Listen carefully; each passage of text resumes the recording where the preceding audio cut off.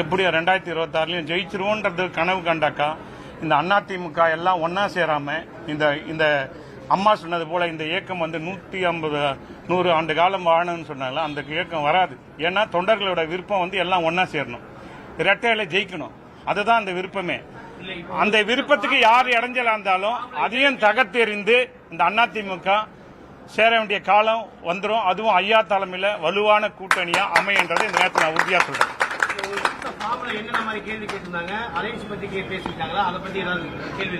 Alliance பத்தி இப்போ 3 மாசமா இருக்கு. அலைன்ஸ் பத்தி பேசுறது அதுக்கு நேரம் இல்லை.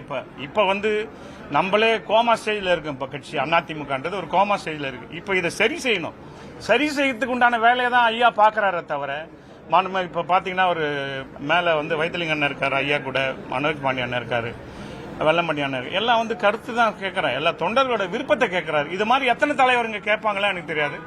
எங்க ஐயா ஓபிஎஸ் அவர்கள் எல்லாரோட தொண்டர்கள் மனசுல இருக்கிறத எழுத்துப்பூர்வமா இப்ப காலையில ஒன்னு சொல்லுவோம், பின்னாடி போய் ஒன்னு சொல்லுவோம். அதனால எழுத்துப்பூர்வமா கொடுங்க எல்லாரும் எழுதி கொடுத்திருக்காங்க. இப்ப ஐயா அதை எடுத்து அவர் நல்ல முடிவை எடுப்பாருன்றது எங்களுக்கு எந்த ஒரு ஐயப்பாடும் இல்லை. ஏன்னா அம்மா இருக்கிறப்ப 2 முறை முதல்வர், அம்மா மறைவுக்கு பிறகு ஒரு வாட்டி முதல்வர். அதனால ஐயா எந்த கட்டளை இட்டாலும் இந்த மத்திய மாவட்டம் உறுதுணையா நிற்கும். இந்த இயக்கம் ஒன்னா சேர்றதுக்கு மகத்தான வெற்றி பெறத்துக்கு ஐயா கூட துணையா நிற்போன்றது இது எங்களுக்கு எந்த வித கருத்து. எந்த காலத்திலையும்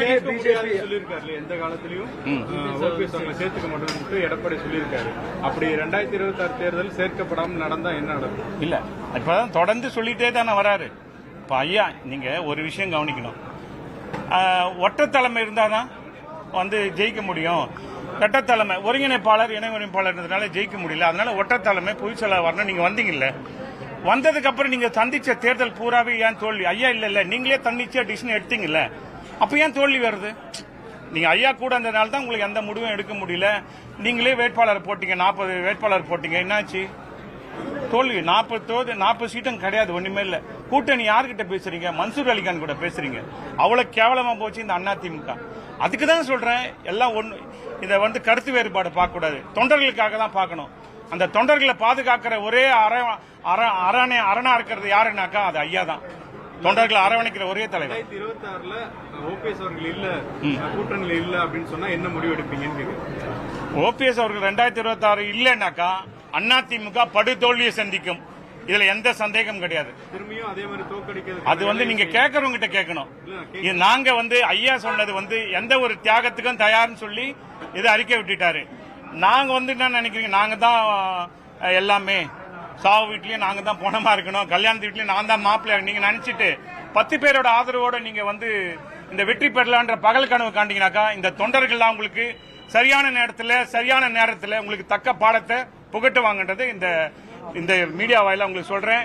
இதோட வந்து ஒரு தலைவன்னாக்கா எல்லாரையும் அரவணைச்சு கொண்டு போறவன் தான் ஒரு தலைவன். நான் மட்டும்தான் இருக்கணும், தன்னை சார்ந்தவங்க 10 பேர் தான் இருக்கணும். நீங்க ஒரு முடிவு எடுத்தாக்கா அந்த முடிவுல கண்டிப்பா தொண்டர்கள் உங்களுக்கு தோல்வியை தான் பரிசா கொடுப்பாங்களே தவிர வெற்றியை ஒருபோதும் உங்களுக்கு பரிசா தரமாட்டாங்க. அது நீங்க ஒன்றுபட்ட அதிமுக நீங்க வந்து என்னைக்கு நீங்க ஒரே மேடையில நின்று எல்லாம் ஒரு கையை கோத்து நிக்கிறீங்களோ அன்னைக்குதான் உங்களுக்கு வெற்றின்ற முகமே வருமே தவிர அதர்வைஸ் உங்களுக்கு வெற்றிக்கு வாய்ப்பே கிடையாது. இது நான் வந்து என்னோட அதிமுக அடிமட்ட தொண்டனா நான் இந்த இடத்துல நான் உங்களுக்கு கருத்தை பதிக்கிறேன். கூட்டணின்றதெல்லாம் மேல என்ன கேட்டது அதிமுக தொண்டனோட மனநிலையை தான் உங்களுக்கு நான் சொல்லியிருக்கேன் தவிர கூட்டணி பத்தி எங்க தலைவர் பேசுவாங்க. எங்க தலைவர் என்ன முடிவு எடுத்தாலும் அதுக்கு நாங்க கட்டப்படுவோம்.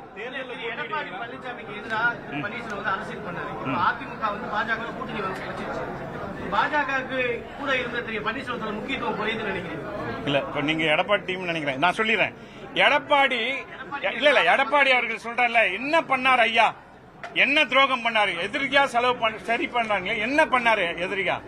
எல்லாத்துக்கும் உங்களுக்கு நீங்க 18 எம்எல்ஏ டிஸ்குவாலிஃபை ஆனதுக்கு அப்புறம் 11 எம்எல்ஏ ஆதரவு தெரிஞ்சு தமிழ்நாட்டிலேயே உங்களை முதல்வர் உச்சகட்ட பதவி எது?